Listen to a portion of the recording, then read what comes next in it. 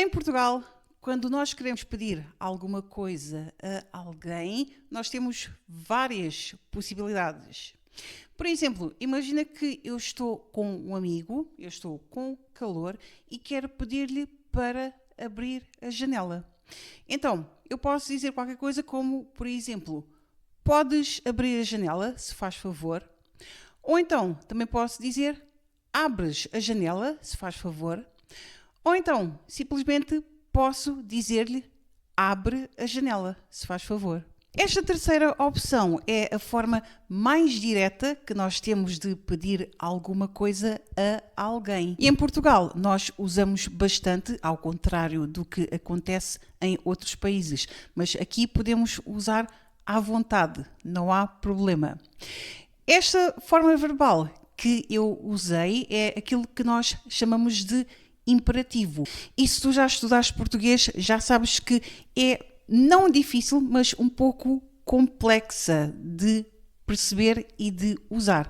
Mas não há problema, estou aqui para ajudar.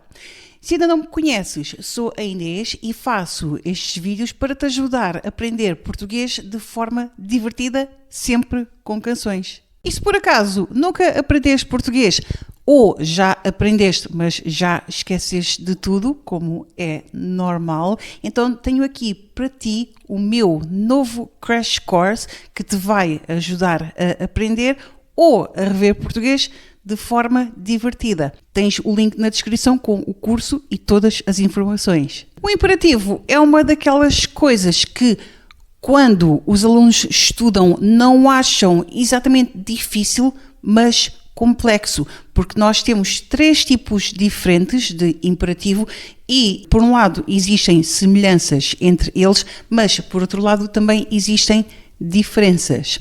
Então, o que nós vamos fazer é o seguinte: neste vídeo vamos focar-nos no imperativo informal, que é aquilo que nós usamos quando queremos dar ordens diretas a amigos ou pessoas da nossa família, portanto, a pessoas próximas com quem nós temos uma relação informal. Imagina, por exemplo, que eu estou a combinar com uma amiga para ir a uma festa, mas ela ainda não tem a certeza se vai. Então, eu posso dizer-lhe, por exemplo, diz-me alguma coisa amanhã. Então, aqui, diz é exatamente o verbo dizer conjugado no imperativo formal. E como é que nós chegamos a esta forma verbal? Neste caso é bastante simples. Nós usamos exatamente a terceira pessoa do singular do presente do indicativo. Ou seja, também posso usar esta forma verbal no presente para referir um facto. Por exemplo, o João diz sempre a verdade. Então, aqui podes ver esta forma verbal, diz, usada de maneiras bastante diferentes. Entretanto, imagina que a minha amiga do exemplo anterior me envia no dia seguinte uma mensagem a dizer que está cansada. E então, eu digo-lhe, não me digas que não vais à festa. Então, aqui temos não digas, e eu aqui estou a retirar me, que é o pronome de complemento indireto, e então temos não digas, que é exatamente a forma verbal do imperativo informal negativo. Ou seja, se queremos dizer a alguém para não fazer alguma coisa, usando o imperativo, neste caso a forma verbal vai ser bastante diferente daquilo que tínhamos no exemplo anterior, no informal afirmativo. Então, e como é que nós chegamos a esta forma verbal, como digas? A primeira coisa que nós temos de fazer é conjugar exatamente o verbo dizer na primeira pessoa do singular do presente do indicativo. E agora eu vou dar 3 exemplos diferentes, cada um das 3 conjugações verbais do português, e vais perceber porquê quando eu te explicar a regra. Então, aqui para os verbos terminados em AR, temos o verbo trabalhar, Para os verbos terminados em ER, temos exatamente o verbo dizer, e para os verbos terminados em IR, temos o verbo abrir. E já podes ver a conjugação destes três verbos no presente do indicativo, que é o nosso ponto de partida. Então, nós temos para o verbo trabalhar, eu trabalho, para o verbo dizer, eu digo. Repara que o verbo dizer é de conjugação irregular no presente, ok? Verbo abrir, temos eu abro. E o primeiro passo já está dado. E agora, o que é que nós temos de fazer para transformar estas formas verbais do presente em formas verbais do imperativo? O que nós temos de fazer primeiro é substituir o O final que temos nestas formas verbais por um E para os verbos terminados em AR e por um A para os verbos terminados em ER e em IR. E já está dado o segundo passo. O que é que nós temos de fazer agora?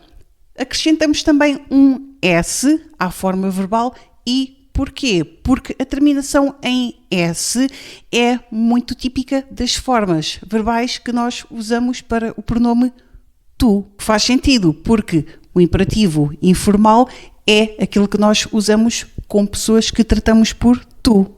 E como aqui se trata de imperativo informal negativo, temos também de acrescentar, antes da forma verbal, uma palavra negativa, que pode ser não, por exemplo.